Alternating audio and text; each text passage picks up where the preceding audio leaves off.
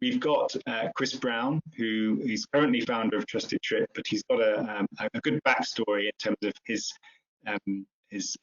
career in travel as a founder. There he is, Chris. Welcome.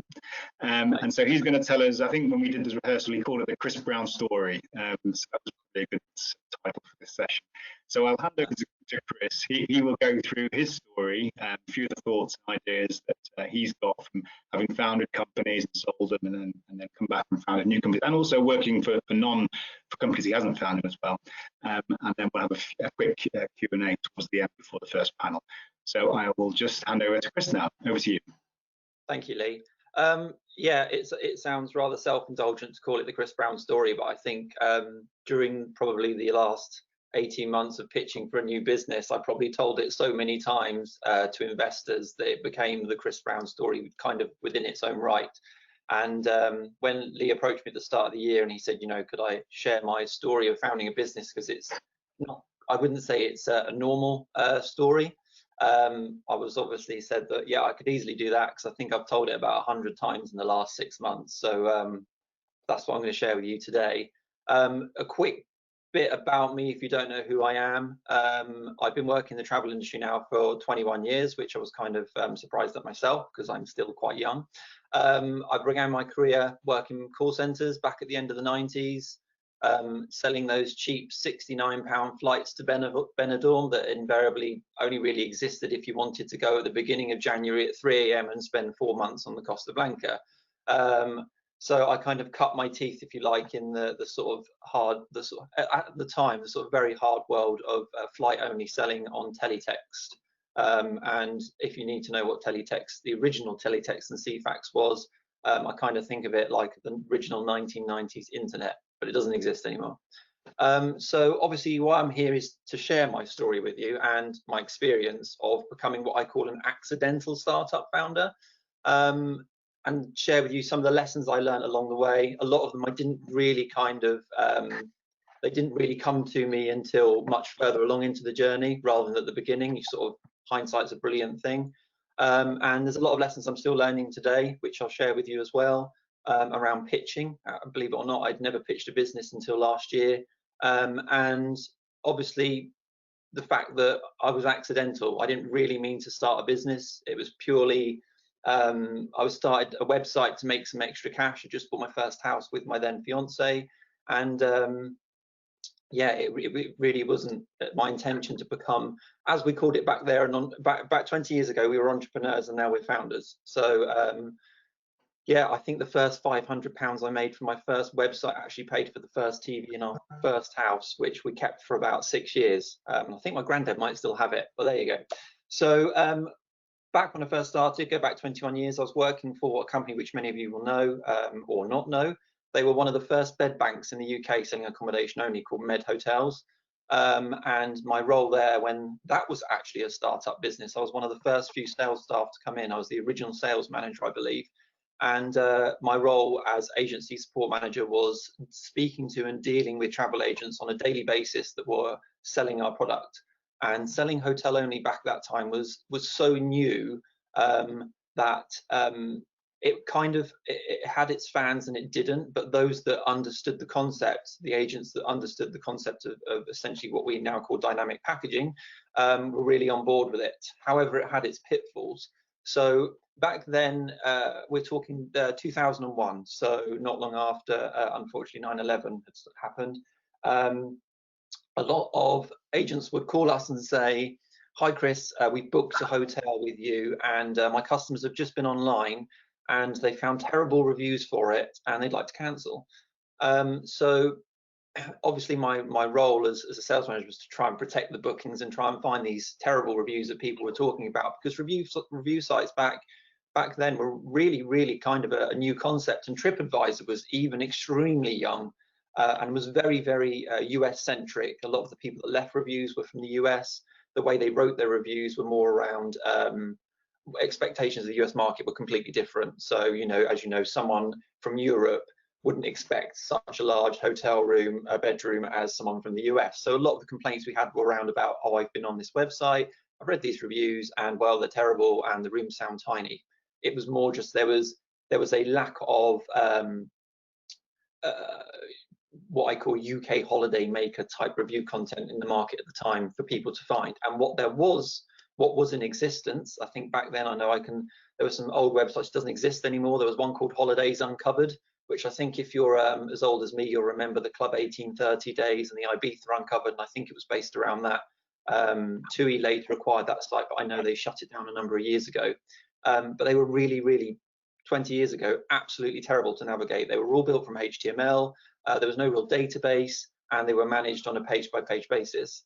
So I'm there, sat at my desk at Med Hotels, and I remember turning to my boss at the time, Cole Burrows. He's still around, and I said to him, "These things are terrible." So he said to me, "Well, go home and build your own then, if they're so bad." So I took it upon myself to decide I was going to build a review website for fun. I wasn't even at this point realizing you could make cash from it. So I took myself off home on my day off was a Wednesday, and I took myself into Fleet, which is a town where I live in Hampshire, and we had a bookshop. It's become an infamous kind of book because I tell everyone about this book. So the first book I bought to start my first business was actually called A Complete Idiot's Guide to Building a Web Page, and it cost £17. So I bought my £17 book. I went home. I sat at my computer, which was in my spare bedroom. I think it was underneath a cabin bunk bed at the time that we had in our spare room in our first house.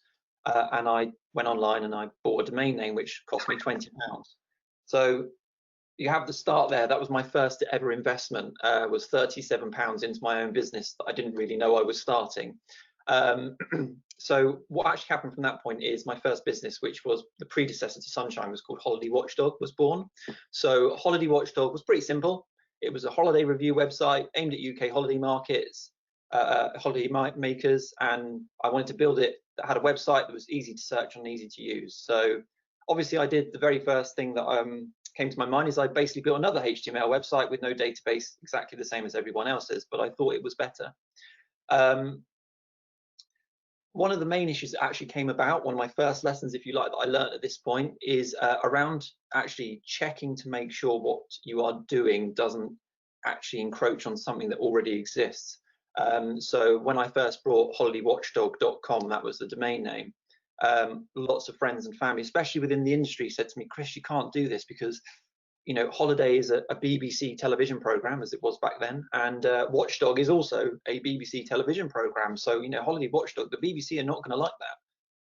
And actually, as it happens, Holiday Watchdog was not a phrase owned or used by the BBC. It was just people would cobble two together and make an assumption. So it was actually fine to use.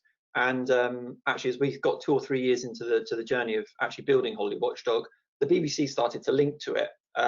So if you went on to any news article about news stories about holidays, timeshares, they would always be a link to my website, which was perfect for me.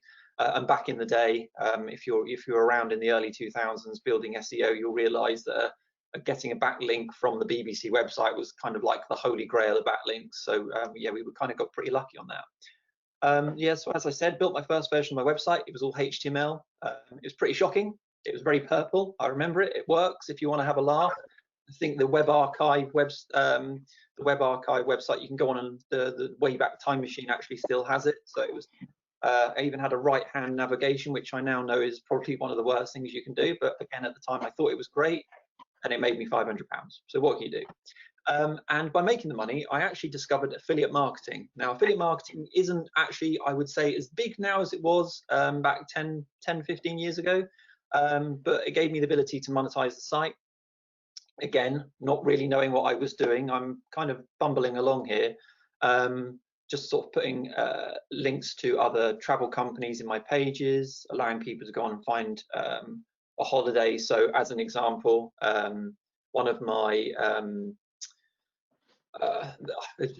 one of my sort of light bulb moments was when I built a page around, say, the Four Seasons Hotel in Cyprus, I would only have links on that page to the Four Seasons Hotel in Cyprus, which now you'll say, well, yeah, you know, that's pretty obvious. Everyone would do that. Again, we're talking 20, 15 years ago when actually deep linking that way was not really understood very well and known that it could actually convert so well into a sale. So a quick on the affiliate marketing, if you don't quite understand what it is, essentially you're referring sales to another website. So I would link at the time, for example, to TUI or Thompson's as they were back then, and I would link to the Four Seasons hotel from my Four Seasons review page. And if somebody clicked the link, booked a hotel on Thompson's, I would get a referral commission, which was around about the 4% mark. It wasn't huge, but my overheads were zero because I was sat at a desk in my spare bedroom. So as part of my affiliate journey, this is where I kind of met my first business partner, actually, or my first co-founder, if we like. So I joined a forum of other affiliates from around the country, a few in the US. Many of them I'm still in touch with today. Some of them are still in the business, great bunch of people. And we had what was, I guess now we used to call it a chat group or a chat page. Again, I don't mean to keep referring to things that were back in the day, but we used to have the predecessor to Hangouts and Slack was MSN Messenger, which you may or may not remember. There were lots of emojis back then and weird chats going on, but that's where we all used to kind of talk. And the affiliate group that I was a member of, we had a chat room. And I remember joining it one evening, thinking I need to try and find out a bit more about this affiliate marketing thing. You know, I've made few £100 here, there must be a way to unlock a bit more, and my web building skills still weren't great. You know, I was learning it from a book that I'd paid £17 for. Sure enough, there was another guy in the chat room. This is going to sound a bit like a sort of internet chat room kind of love story, as I say. And his name was also Chris, and I'd seen him on the forums talking about things, and he was also like me. He was in his own career, but he was kind of dabbling in the affiliate market on the side. And I think I had some kind of cheesy intro into him. Hey, my name's Chris too. Let's be friends. It was a bit weird. Now I look back and it was really weird, but at the time it seemed okay. And we got to talking. And Chris was from Scotland, and he was a great guy. And also, as we say now, he was a self-taught entrepreneur. He essentially built his own websites. He taught himself to code from scratch. And he was dabbling, as I like to say. However, Chris had more of an advanced sort of development knowledge than me. Mine was still in HTML. He was on PHP and databases. And he came to me one day and he said, Chris, this is a great website, but you really need to get a database behind it and really build the content. And I think if you could build it, you could essentially maybe double the revenue you're making. And I'm like, wow, £1,000 a year. It's good stuff. I'm in for that. So Chris and I, we kind of started talking. Everything was online, so we didn't meet. I'd never seen the guy. There was no webcams, no video chat, no Zoom or anything. So everything was done over a text chat. I gave him access to all my data, or my website hosting and everything. It was brilliant. And so what we actually did between us is we sat down and Chris worked out a way we could essentially put my website into a database. So the start of any great relationship, he rebuilt the website and I looked after the content, because I was the travel person. So and we did that probably for about 6 to 8 weeks, and it was hard work. And it's probably one of the things I've most forgotten about a startup business, is about how many hours you put in and how much work it is really to have a startup. We worked a lot of hours. You know, we were both still in a full-time job, which I know many of you probably still are now. You know, I would get back from work at maybe 6 p.m. I'd cook dinner for my wife before she got back from work. We didn't have any children back then, luckily, so we didn't have that kind of distraction or pull on our time. And I would literally sit in our spare room at a computer, Chris in Scotland, me in Hampshire, and most nights work till 2 a.m. And maybe once or twice a week, both Chris and I would work all night. And we would work all night because we didn't really have much of a choice. You know, we could see that we were onto something good. We only really got a couple of days off in the week, and we still had to allot time to our wives, who we'd kind of forgotten about. And so this went on probably for about 2 months, I think. In the end, I think it was about 2 months, 8 weeks, same difference, where we would literally work every single hour that we could get our hands on. Our days off were spent working on the site. And over that time, you know, we essentially built the start of what we would now call an MVP. Without realizing it, that's what we bought. The traffic was increasing. So Chris and I still were friends. I was trying to pay this guy to help me out, and he's like, no, I don't want anything, he said. So he's just happy to help. And I said, well, you have to let me give you something. So obviously he smoked at the time, or as he called it, fresh air. So obviously I did what any normal person would do. I paid him in cigarettes, and I used to ship those off to Glasgow because I used to do a lot of fam trips and overseas trips with my job at the time. So I'd always pick him up duty free and then send them to him. And he was very, very grateful for them, but would not accept any cash for them. So, and then we kind of had a bit of it wasn't really a light bulb moment. It was more kind of like something happened. I call it the magic.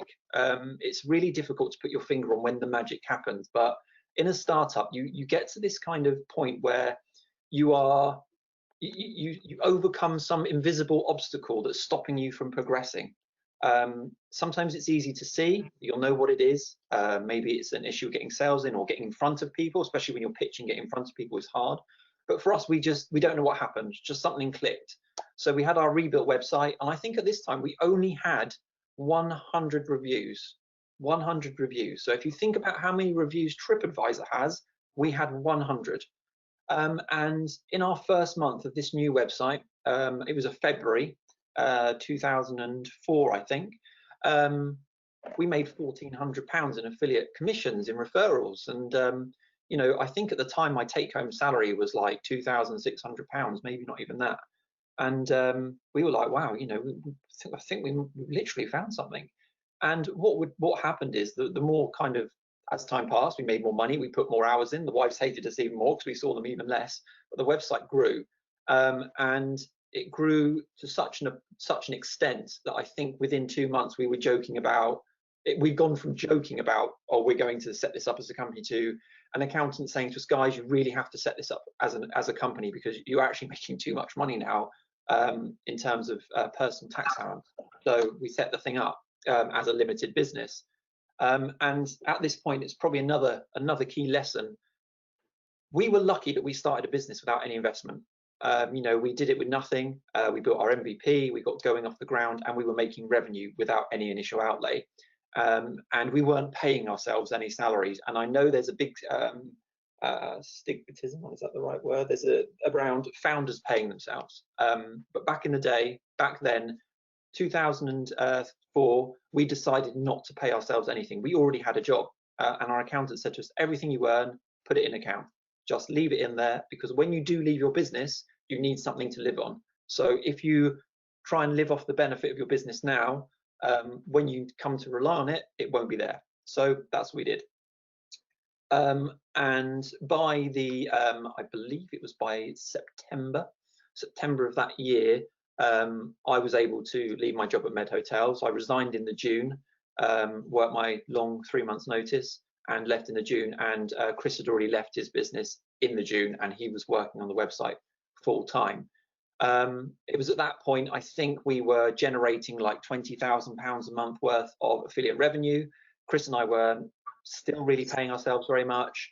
We had zero overheads, and the site was growing on its own. There was a natural growth there. It was phenomenal. And one of the things we joked about at the time, I remember where I was sat and what I was doing. And I said to Chris, how long do you think it will be before TripAdvisor come knocking on our door? And I put here in my notes how we laughed, because we did.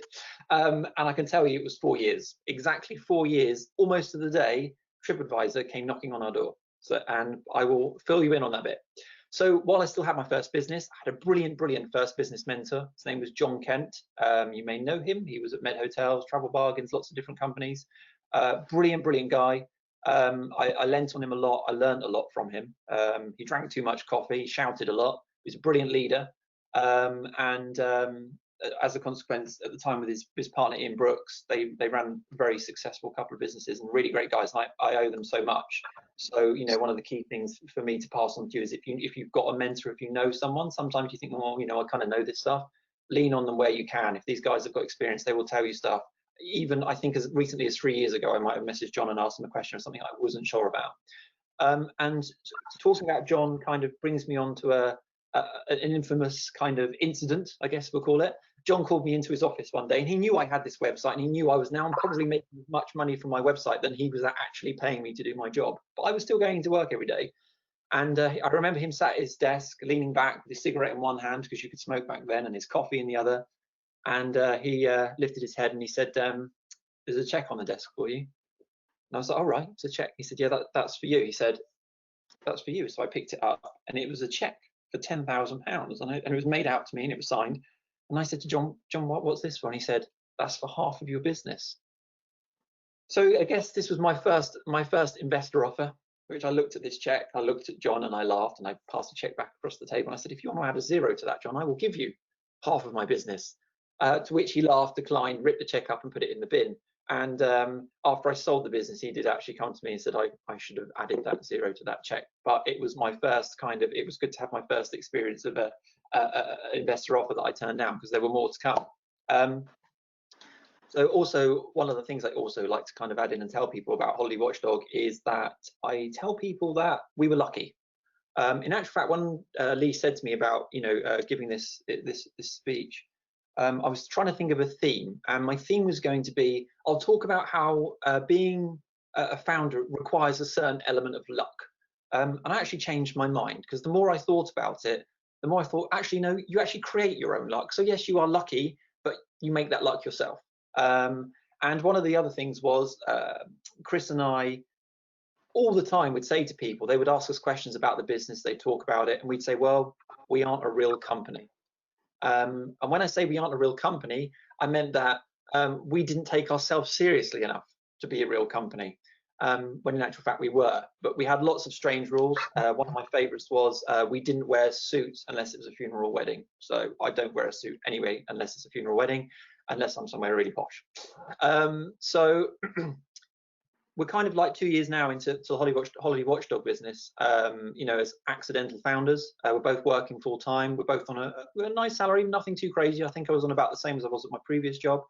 I'm working in my bedroom. If some of you may still be doing that now. Right now, I'm not actually in my bedroom due to the amount of people homeschooling in my house. I'm currently in my teenage daughter's bedroom, but she did tidy it. And so Holiday Watchdog, I'm working at the end of my bedroom. I've got my firstborn child by this point in his bouncy chair behind me during the day while I'm trying to run my what I now know was a multi-million-pound business. But that's part of the journey, and it is what it is. So we actually started to get offers in on the business when we were about 3 years old. We didn't go out and look for them. Some of them were investment offers and some of them were MBO offers. First one we actually received, I remember, it's from a company that doesn't exist anymore, was for £500,000. And wow, when you're sat working your you're building a website in your bedroom, £500,000 is a lot of money. But Chris and I had come up with a goal, if you like, and the goal was that we would only sell our business when it would be enough for us both to pay off our mortgages and become financially stable, in that whatever happened, we had somewhere to live. If we sold the business and we didn't do anything else that's successful, we had our houses. So that was kind of like, that was our starting point. But we very quickly realized that we'd set our goals quite low, and we had to increase that. So then we became this, we're not going to sell our business unless we receive £1 million for it. And again, when you're sat in a bedroom, £1 million is a lot of money. So £1 million was the dream. And fast forward another year, we're still taking kind of offers around of, that kind of those figures. And we actually decided that maybe our dream still wasn't big enough and we should actually probably add a zero to this. But the goal was always the same: pay off the mortgage and get financial security for us and our families. We still weren't really on this kind of, we're on to actually quite a large successful business here, and maybe we should stick with it. Yeah, we have many offers come in, like I said. The cheekiest of which, and apologies for the VCs in the room, was from a VC, a very large one, and they pulled us into their very nice office in London and sat us down and offered us £250,000 for 80% of our business that was already nearly making that a year. And I remember quite funnily, Chris, my business partner, took one look at me, pulled a face, stood up and walked out the room. But because we were in the middle of an investment bank, you weren't allowed to do that. So he was very quickly escorted, and we left the building. But that was all part of our kind of journey, if you like. So when we actually sold the business, I think by today's standards, you wouldn't consider it a substantial exit, but for us it was. Still can't disclose the value of it, but it was a lot larger than what we were originally looking at and hoping for. And that offer actually came from TripAdvisor. And as I said earlier on, TripAdvisor came to us and they liked the business, they liked what we were doing, and offered us to actually purchase the business from us.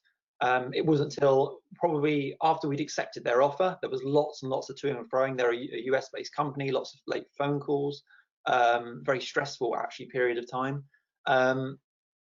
We realized through the buying process that the reason they were actually buying us was we'd become a formidable competitor for them in the UK. Whilst we had a homegrown website and still looked a little bit like we built it from home, you know, we were pulling in 3 or 4 million unique visitors every single month. And that was becoming a problem for them. I think at the point we were even maybe 1 million visitors behind lastminute.com at the time.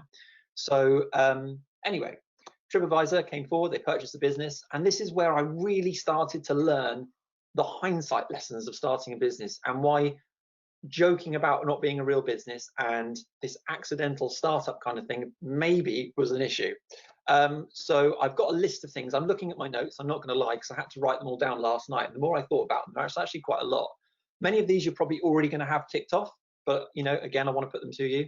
The most important thing, and I can't impress how important it is you get this done, is a founder agreement. It's so important, especially when you're friends. If you're friends before your business partners, you'll probably think we don't need it. We're good friends. It's not a problem, but you will. And unfortunately, business will always come first. And that's not because your friend doesn't like you anymore, but because you have to put the needs of the business first. So if there's one thing I can give from my long drawn out half-an-hour chat here, is a founder agreement is the one thing that you need to get done and make sure it's done properly. It's there to protect you, it's there to protect them, and if you come to an exit, you will be asked for it. So really make sure you get that thing done. The second thing is documentation, and this is still something that my business partner at the moment, he's still kind of drumming into me because I'm not one for writing documents. He jokes about it. I don't finish them very well. I know he's listening. He's probably going to be laughing. Document everything. Document and keep everything and anything you do with your business. You know, we've got cloud now. We've got Google Drive. It couldn't be easier. When you go through an acquisition, they will ask you for the most random documents of things. Did you write this down? And it will make it easier for you if you have it. And if you don't, you will have to go back and do it. And it can be tiresome, especially when it's something that you did 4 years ago. I've kind of touched on it already. It comes under the same kind of vein, but agreements, literally anything you've agreed with anyone. Anything, even if it's your aunt and you've got her inputting data on a Saturday morning because she's got nothing else to do, make sure it's written and it's detailed and saved somewhere because you will be asked for it. There were things when we sold Holiday Watchdog that we didn't even think of that TripAdvisor and they asked for, and we were like, wow, we don't have that. So we had to then kind of go back and get it all lined up, and it takes time. And the more time that you build into going through the exit of a business and the due diligence and everything else, the more stressful it becomes. So really you're saving yourself stress by doing it now. Another one, real odd one, IP assignments. It was something we actually never thought of when we set Holiday Watchdog up. We had this amazing logo designed by a brilliant artist. Obviously, being a Holiday Watchdog, we had a cartoon dog made, and you can probably still find it if you search around Google Images, and it became our brand. And because it was so such an integral part of our brand, we were asked for the IP assignment from the actual artist who'd made it, and we didn't have that. So again, it was just something else that we then had to go back historically and find. Due diligence, or due diligence. Anyone who's been through due diligence will tell you basically it sucks. It's a long drawn out process. It can take months, and it digs very, very deep into the foundations of everything you've ever done. And that is why having everything documented, as I've mentioned, it will make it easier for you. So make sure you get that done. As a quick one with TripAdvisor, I literally must have spent 2 weeks of late nights, sleepless nights, panicking. I had my wife check my presentation maybe 100 times because my spelling is terrible, to make sure it was correct for our due diligence presentation meeting at their office in London. And after lots of stress, we got there and they said, don't worry about presenting it, you can just tell us in your own words. So but it does make you go, it helps you prepare for that meeting. And then just the final bit, just quickly before I move on to Sunshine, is when we did sell to TripAdvisor, notably, we celebrated, my wife and I, with a can of Carlsberg and some fish and chips, because it was pretty late by that point and I had a whole week in the lawyer's office. But it became a bit of a non-event, but it is an event, and I live in the house today that was paid for by that business. So obviously I'm using up lots of time, but I will move on quickly. Sunshine. So after Holiday Watchdog, we did actually move on to Sunshine, and we took a lot of the lessons we learned from building the SEO on Holiday Watchdog, and my experience of working in a call center and knowing what customers want when they call up to book something. And we built what we then called a pure online travel agency. We didn't have any sales staff because they were overheads, and they made mistakes, and having been one before, and we had a zero marketing spend. And to this day, my colleagues in the industry, and there's maybe one or two on the line now listening, they still didn't believe that we had a zero marketing spend, but we did it because at the time, you know, SEO, we'd learned it so well from our previous business, and we just capitalized on that. And we kind of, if you could think of Sunshine, it was one of the really, really early OTAs, super early. I think, you know, when everyone was kind of looking at the Expedias of the world and trying to replicate their dynamic packaging model, but bring it into a sort of UK holiday makers, try and simplify it, take away the additional extras. But that's what we did. That's what Sunshine was. So now I'm into my second startup. Again, not much investment into that one, just some development time, which we did ourselves. And there was a few key lessons here as well that I wanted to share with you. And one of them is staff. Now, staff are a funny bunch. They can be a funny bunch. And we were lucky with Sunshine. You know, we really, really worked on staff loyalty. And in the 4 years that I was there, we lost one member of staff because he had to move away. Everybody stayed. Our staff morale was so important, and we looked after everyone as much as we could. We took them out occasionally, you know, and just basically made like they were they are the business. And I've actually written it here because I always say to people, and I think I've seen a Richard Branson quote, which is very similar to something that I say, is that the people in your business, they are your business. And if you don't have them, you have a pretty weak offering. And I used to say to people, you know, I love my staff like they're my brothers and sisters, because if I do that for them, they'll do that for me. And there were so many times when we had failures within the travel industry, which a lot of us will remember, like Excel and Gold Trail, and more recently we've had the Monarchs of this world, but it was all very similar. And those staff, when that happened, nobody said to me, what overtime will I get and what's in it for me? They put their bags down, they took their coats off, and all it cost me was some pizzas and beers, but we had some few late nights. But staff are important. You must look after them. And another really important one, and actually I forgot to add this to my speech, and it wasn't until this morning when my wife was quizzing me on what I was going to say. And I said to her, communication. Communication is one of the biggest lessons that I have learned in 20 years of business. You must communicate with each other as founders. If you don't, things won't work. So whether you're sat together in a room, whether you're sat other ends of the country like we were, you must communicate, and you must communicate on a regular basis. Even if you get to a month and you are both remote work and you're like, well, we've not really got much to discuss, we're talking over Hangouts, it's fine. It's not. You must speak to each other.